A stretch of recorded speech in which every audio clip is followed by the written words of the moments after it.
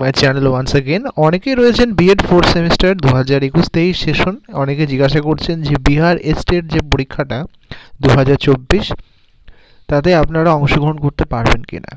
তো মূলত প্রথমেই বলেছি যে আপনারা আপনাদের যে মার্কশিট সেটা কিন্তু 20 থেকে 29 তারিখ ইউনিভার্সিটিতে ডিস্ট্রিবিউট করা হবে। বিভিন্ন কলেজ বিভিন্ন সময় নেবে, আপনারা শুধু একটু কলেজের সঙ্গে যোগাযোগ রাখুন।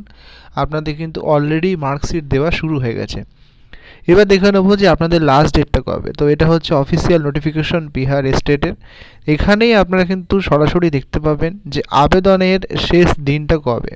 তাহলে আপনাদের কিন্তু কোনো রকম আর টেনশন থাকবে না যে অনেক জায়গায় অনেক রকম বলছে যে লাস্ট ডেট কবে। আপনাদের দেখিয়ে দিচ্ছি।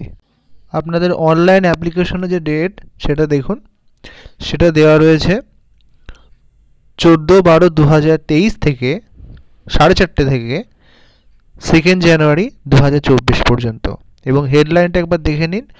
ऑनलाइन परीक्षा आवेदन पत्र भरने एवं परीक्षा शुल्क जमा करने की तिथि 14/12/2023 থেকে 2/1/2024। তাহলে আপনারা বুঝতেই পারছেন যে আপনারা কিন্তু আপনাদের মার্কশিট পেলেই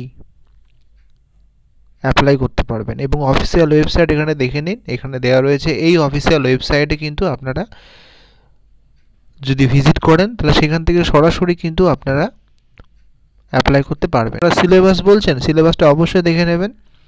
যে নির্দিষ্ট বিষয়বস্তু 100 মার্কস এবং সেকশন কলা এবং অন্য দক্ষতা মানে অন্যান্য দক্ষতা নিয়ে 50, অর্থাৎ পেডাগজি বা পেডাগজি বলি, যে পেডাগজি যেটা আছে সেটা কিন্তু 50 নম্বর। এবং আপনার যে সাবজেক্ট বলতে আমি ইংলিশে কথা বলছি, যদি আপনারা গ্র্যাজুয়েট লেভেলে বসেন 9-10 এর ক্ষেত্রে, তাহলে 9-10 এর জন্য বসেন তাহলে গ্র্যাজুয়েটের সিলেবাস। আর যদি পিজিডি টিচার হন তাহলে অবশ্যই সেখানে কিছু মাস্টার্সে 30% আসবে।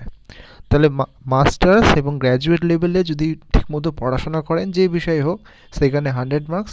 এবং এডুকেশনের যে পেডাগজির ব্যাপারটা আছে সেটা কিন্তু 50 নম্বর 150। এটাই সিলেবাস প্রত্যেকজনের জন্য। আশা করি বুঝতে পেরেছেন। Thank you for watching.